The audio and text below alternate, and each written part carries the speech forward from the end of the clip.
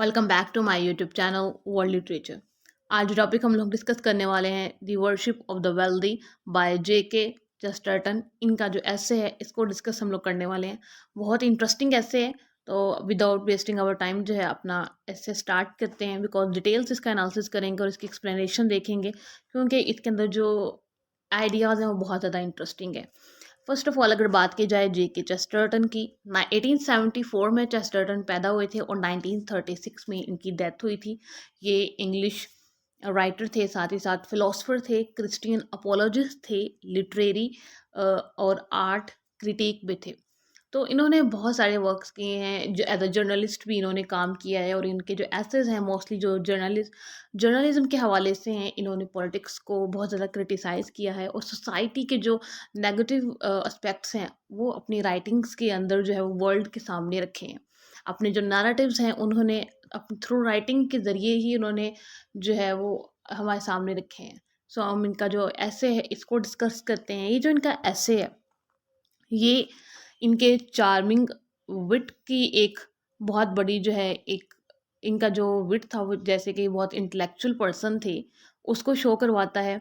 साथ ही साथ इनका जो सटायर करने का एक वे है ये उसको शो करवाता है। ये जो इनका ऐसे आज हम लोग डिस्कस करने वाले हैं, the worship of the wealthy. साथ ही साथ इन्होंने सोसाइटी के जो फ्लॉज हैं और जो वीकनेस हैं उनको एक्सपोज किया है, और अपने ब्लेंडिंग ह्यूमर और आर्ट के साथ। तो ये इनके ह्यूमर, उनका आर्ट जो है ये इसका एक मिक्सअप कॉम्बिनेशन है, ये जो इनका ऐसे है। उसके बाद इन्होंने लिटरेचर और जर्नलिज्म की बात की है कि लिटरेचर और जर्नलिज्म जो है वो इस कदर जो रेस है, एक राइटिंग की जो रेस है इस कदर उसमें आगे जो आ चुका है कि उसने राइटर्स को जो है वो पीछे छोड़ दिया है। मीन्स के जो वे ऑफ फ्लैटरिंग है, अब फ्लैटरिंग क्या होता है कि किसी को प्रेज करना जबकि उसके अंदर वो क्वालिटीज़ हों भी ना, इनके फॉल्स जो प्रेज वुड होती है हम उसको कह सकते हैं फ्लैटरिंग। तो इस ऐसे में उन्होंने फ्लैटरिंग को क्रिटिसाइज़ किया है कि किस तरह से एक वेल्दी जो पर्सन है उसको ग्रेट पर्सन बनाया दिया जाता है बाय इनके उसको इतना फ्लैटरिंग करके, या फिर उसको इतना प्रेस्ड किया जाता है कि उसके अंदर वो क्वालिटीज़ नहीं भी हैं, वो ग्रेट पर्सन नहीं भी है, फिर भी जो है वो सोसाइटी जो है वो हमारे जो लोग हैं उनको इतना ज़्यादा वो ग्रेट पर्सन बना देते हैं। फिर उसके बाद वो बात करते हैं कि जो फ्लैटरी है, कि यहाँ पे जो फ्लैटरर्स हैं किसी भी सोसाइटी के अंदर, ये एक फैशन बन चुका है प्रेजेंट डे के अंदर। कि अब जो प्रेजेंट सर्कमस्टांसिस हैं या फिर सिचुएशंस हम देखते हैं या फिर वर्ल्ड को देखें, तो एक फ्लैटरी जो ये सिस्टम है बहुत ज़्यादा इन है। और हर कोई एक दूसरे को, एक जो रिच या फिर कोई इलिट क्लास है उनको तो बहुत ज़्यादा इस चीज़ का सामना करना पड़ता है। उनके लिए तो एक पॉजिटिव चीज़ है, लेकिन है ये सोसाइटी के अंदर एक नेगेटिव चीज़। उसके बाद चेस्टरटन जो है वो इसमें डिस्कस करते हैं कि किस तरह से ये हमारे सिस्टम के अगेंस्ट काम करता है, जो फ्लैटरिंग का सिस्टम होता है। इस ऐसे के अंदर वो ओल्ड और वे जो न्यू वेज ऑफ फ्लैटरी है इसको कंपेयर करते हैं, और चेस्टरटन साथ ही साथ इसके जो नेगेटिव एस्पेक्ट्स हैं उसको भी बताते हैं ऐसे में। और इन्होंने एक किस्म का सटायर किया है इस जो फ्लैटरी सिस्टम है सोसाइटी में उस पर।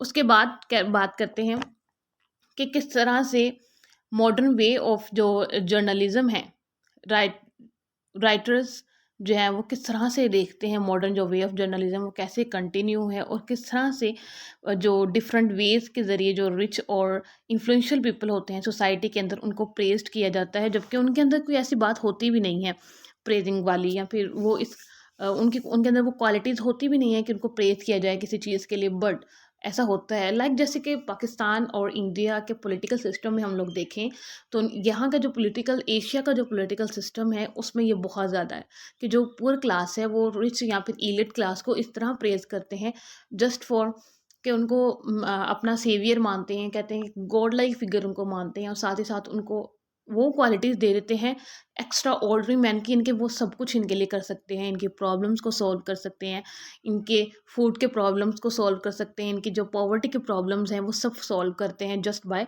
Flattering them. तो उनको बहुत ज़्यादा जो है ये करते हैं एज अ फ्लैटरर जो है ना, पुअर क्लास बहुत ज़्यादा इस वर्क करती है। उसके बाद अगर हम लोग बात करें, जो फर्स्ट पार्ट है इसका, उसमें डिस्कस किया गया है कि किस तरह से किस तरह से जो है वो ओल्ड वेज जो हैं वो जो फ्लैटरी के वर्क करते थे। अब क्या था कि इन एंशिएंट टाइम्स के जो किंग्स हैं उनको किस तरह से किया जाता था प्रेस्ड के जो फ्लैटरर्स होते थे वो उनको ऐसे नेम्स दे देते थे, ऐसे टाइटल्स दे देते थे जो कि इम्पॉसिबल होते थे और इम्प्रोबेबल्स होते थे किंग्स के लिए। और उनके सामने जैसे उन किंग्स को जो है वो रिसेम्बलनेस दे देना सन के साथ, या फिर जब किंग जो है वो कोर्ट में एंटर हो रहा है तो अपनी जो आईज हैं उनको नीचे कर लेना।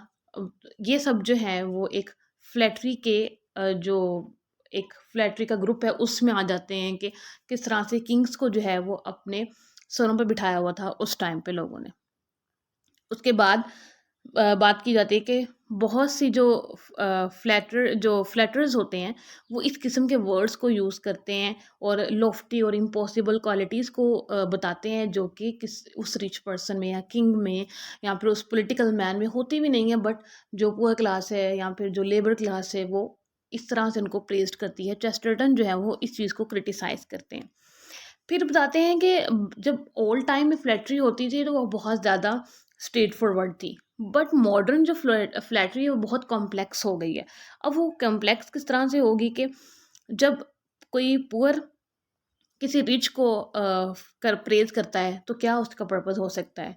ज़्यादा से ज़्यादा कोई फेवर लेनी होगी, कोई काम उसने करवाना होगा, और या फिर कोई उसका कोई प्रॉब्लम होगा उसको सॉल्व करवाना होगा। तो ये जो पुअर क्लास जब किसी भी रिच मैन को जो प्रेज़ करती है, तो वो उसे क्या कहती है? कोई भी ऐसी फ़ॉल्स स्टेटमेंट बनाते हैं जो कि उसके बारे में नहीं होती। इनके वो रिच मैन की जो उसका करैक्टर है उसके ऊपर पूरी उतर भी नहीं रही होती कि वो सेवियर है या फिर वो गुड मैन है या ग्रेट मैन है। इस तरह के जो वो वर्ड जो हैं वो पुअर मैन यूज़ करता है just for sake of some favour, और कोई उसका प्रॉब्लम सॉल्व कर देगा कोई रिच मैन या फिर कुछ और उसके लिए जो है वो फ़ेवर कर देगा।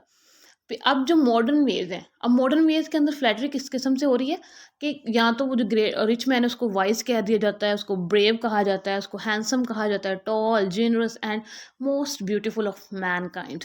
तो ये जो सारे वर्ड्स हैं वो मॉडर्न वेज़ में फ्लैटरी में आते हैं। उसके बाद चेस्टरटन कहते हैं कि जो ट्रू फ़ॉल्सहुड क्या होता है कि एक जो आपने स्टेटमेंट दी है वो फ़ॉल्स है, बट वो ऐसे स्टेटमेंट दी है कि वो उसके अंदर जो ट्रुथ है वो ट्रुथ के लेवल को से भी वो आगे गुज़र जाए, वो जो फ़ॉल्स स्टेटमेंट है आपकी। कहते हैं कि he said in more straight forward times flattery itself was more straight forward falsehood it was more true.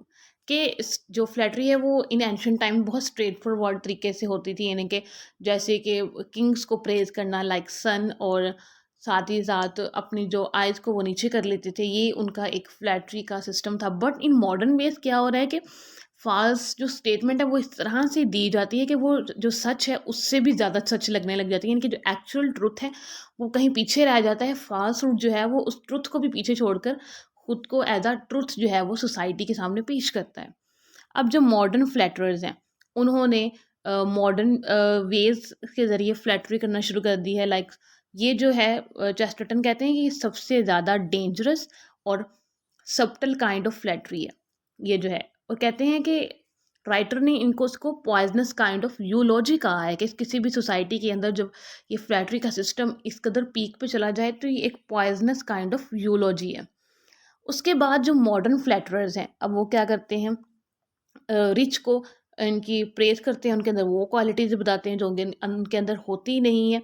साथ ही साथ वो क्या करते हैं, अब जो मॉडर्न फ्लैटरर्स हैं वो उनके क्लॉथिंग के बारे में बात करते हैं, हॉबीज़ के बारे में बात करते हैं, जो रिच मैन के लव ऑफ कैट्स है उसके बारे में बात करते हैं, और जो वो डिसलाइक ऑफ डॉक्टर्स हैं उन इन सब चीज़ों को जो है वो उसकी एज़ अ क्वालिटी बताकर जो है रिच मैन के सामने बताया जाता है। तो रिच मैन कहता है हाँ बिल्कुल तुम भी ठीक कह रहे हो, जैसे कि मेरे अंदर ये सारी क्वालिटीज़ नहीं है, फिर मैं अच्छे कपड़े पहनता हूँ, मैं ब्रांड पहनता हूँ ईटीसी। तो पुअर मैन ने जब उसको प्रेज़ किया तो रिच मैन जो है उसका जो माइंड है वो सातवें आसमान पर जो है वो पहुँच जाता है। और यही जो चीज़ है उसका पुअर जो मैन है या फिर जो पॉवर्टी में रह रहे हैं लोग उनका तो काम हो जाता है, लेकिन जो रिच मैन है वो अपने ही प्राउड में कहीं ना कहीं और निकल जाता है।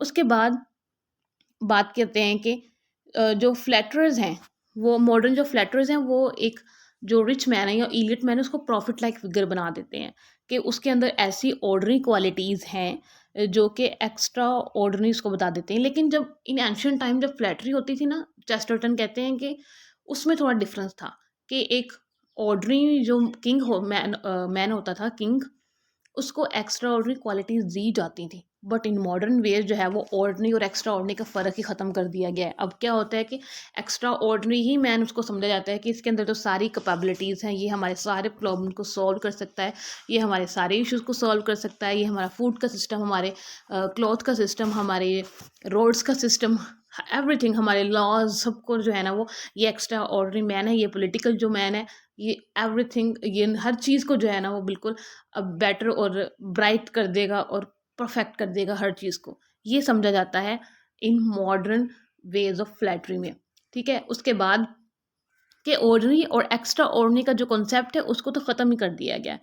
उसके बाद बात की जाती है, एक जर्नलिस्ट थे, उन्होंने एक जो है ना वो इंटरव्यू पब्लिश किया था। अब उस इंटरव्यू में क्या था कि जो 6 मोस्ट वेल्दी पर्सन थे ना इंग्लैंड में, उनके बारे में वो इंटरव्यू था। अब कहते हैं चेस्टरटन ने उसके ऊपर भी ह्यूमर और क्रिटिसाइज़ किया है कि किसी पर्सन में जब कोई क्वालिटीज़ नहीं है, तो हम क्या बात करेंगे उस पर्सन के बारे में, क्या लिखेंगे उसके बारे में? चलें फिर, अगर उसके अंदर कोई अच्छी क्वालिटी नहीं मिल रही तो हम वो पर्सन जो नहीं पसंद करता उसके बारे में लिख लेते हैं। चलें वो भी नहीं मिल रहा तो वो जो पर्सन अच्छा सोचता है उसके बारे में लिख लेते हैं, मगर वो भी नहीं है उस पर्सन में। तो फिर वो कहते हैं चेस्टरटन के अच्छा वो जो नहीं सोचता उसके बारे में लिख लेते हैं, अगर वो भी नहीं पता तो फिर वो एक्स्ट्रा ऑर्डिनरी मैन होता कैसे है? तो यहाँ पे टोटली जो है वो क्रिटिसिज्म हमें नज़र आ रहा है। चेस्टरटन ने परफेक्टली जो है वो क्रिटिसाइज़ किया है कि सोसाइटी के अंदर ये जो फ्लॉज़ हैं और ये जो फ्लैटरी का सिस्टम है वो किस कदर डीप रूटेड है, किस तरह से ये सिस्टम किसी भी सोसाइटी को ख़राब करता है। उसके बाद जो चेस्टरटन है, कहते हैं कि कुछ ऐसे वर्ड्स होते हैं जिनको ना इनको पता भी नहीं होता और ये विदाउट एनी इनके थॉटलेस जो है ना वो उनका यूज़ कर देते हैं कि सोचते हैं कि ये वर्ड इस पर्सन के ऊपर प्रॉपर है भी कि नहीं, विदाउट इनके सोचे बगैर ही जो है वो उसको यूज़ कर देते हैं। लाइक जैसे कि हमारे पास वर्ड है सिंपल, क्वाइट एंड मॉडेस्ट। अब किसी भी इंडिविजुअल की हम लोग जब किसी की तारीफ़ कर रहे हैं तो हम लोग उसको कह देते हैं he is a very simple man, he is very quite. तो ये वर्ड्स, अब वो इंसान चाहे सिंपल हो या ना हो, चाहे वो मॉडर्न वेज ऑफ लाइफ गुजार रहा हो या फिर वो जैसा भी हो, बट विदाउट थिंकिंग कि सोचे बगैर ही उस वर्ड को उस इंसान के लिए कह देना मीन्स कि ये इन वर्ड्स की नोबेलिटी और सिग्निफिकेंस उन दोनों को ख़त्म कर रहा है। चेस्टरटन ये कहते हैं, चेस्टरटन कहते हैं कि कोई भी टॉम है, डिक है और हैरी है, उसको इन वर्ड्स से हम लोग कह दें कि सिंपल, क्वाइट एंड मॉडेस्ट, तो ऐसा नहीं होना चाहिए। कि कहते हैं कि फ्लैटरी का जो सिस्टम है इसको सोसाइटी से ख़त्म होना चाहिए, इसको वो क्रिटिसाइज़ करते हैं। कहते हैं कि जब भी हम किसी को प्रेज़ कर रहे हैं तो पहले हमें सोचना चाहिए कि हम कौन से वर्ड्स उसके लिए यूज़ कर रहे हैं, क्या ये वर्ड्स उस पर्सन के ऊपर उसको डिफ़ाइन कर भी रहे हैं कि नहीं, या फिर उन वर्ड्स की ही इमेज ख़राब हो रहा है इस पर्सन को नाम देकर। कि किसी भी वर्ड्स की जो नोबेलिटी है, उसकी सिग्निफिकेंस है, उसको ख़त्म नहीं करना चाहिए just because to praise someone. कि किसी को प्रेज़ करने के लिए या फिर आप सिर्फ़ अपना जो काम है उसको करवाने के लिए जो है किसी को प्रेज़ कर रहे हैं, फ्लैटरी के डिफ़रेंट डिफ़रेंट वेज़ यूज़ कर रहे हैं। जो किसी भी सोसाइटी के अंदर फ्लैटरर्स हैं, ये बहुत जो है वो एक सोसाइटी की एक बैड हैबिट है और साथ ही साथ इसको जो है वो सोसाइटी से ख़त्म होना चाहिए। तो इन वर्ड्स को जो है वो बिल्कुल ऐसे यूज़ नहीं करना चाहिए विदाउट थिंकिंग। सो ये चेस्टरटन का था। ऐसे आई होप कि आपको इसकी समझ आ गई होगी। अगर हम इसके थीम्स में बात करें तो थीम्स में फ्लैटरी को एज़ अ बैड वे में बताया गया है कि जो किसी भी सोसाइटी के अंदर जब इस किस्म के सिस्टम्स पाए जाते हैं तो वो एलीट क्लास को मोस्ट एलीट क्लास बना देते हैं और जो पुअर होते हैं वो मोर जो पुअर कंडीशन में चले जाते हैं। बिकॉज जब आप एक पर्सन को इतना ज़्यादा आइडलाइज्ड करोगे, उसके अंदर वो क्वालिटीज़ हैं ही नहीं। अब किंग जो है वो सनलाइट कैसे हो सकता है? यानी कि उसको आप सूरज की तरह कह रहे हो। सूरज एक ब्राइट चीज़ है, इनके सूरज की क्वालिटीज़ भी तो आप देखें ना क्या है, कि वो हमें लाइट दे रहा है, वो कितने काम कर रहा है, हमारे फार्मर्स के लिए वो कितने काम कर रहा है। तो किंग तो ऐसे नहीं करते ना काम। अब कुछ किंग्स अच्छे भी होते हैं और बहुत से आपने किंग्स देखे हैं एंशिएंट टाइम्स के, वो कैसे थे, वर्स्ट किंग भी रहे हैं। ऐसे ही हमारे पॉलिटिकल सिस्टम है, उनमें भी बहुत सारे जो पॉलिटिशियंस हैं वो वर्स्ट टाइप के पॉलिटिशियंस भी हैं। अब हर कोई अच्छा पॉलिटिशियन नहीं होता, तो इसलिए जो अच्छे वर्ड्स हैं उनको अच्छे लोगों के लिए इस्तेमाल करना चाहिए। ये नहीं है कि आप किसी भी के लिए भी एक अच्छी-सी पोएम लिख दो, वो पोएम वो डिज़र्व करता भी नहीं है और आप अपने वर्ड्स की नोबेलिटी और सिग्निफिकेंस को ही कम करवा रहे हैं। तो चेस्टरटन ने इस चीज़ को क्रिटिसाइज़ किया है अपने इस एसे के अंदर। आई होप कि आपको ये वीडियो पसंद आई होगी। वीडियो को लाइक और शेयर और चैनल को सब्सक्राइब कर दीजिएगा। Thanks for watching my channel.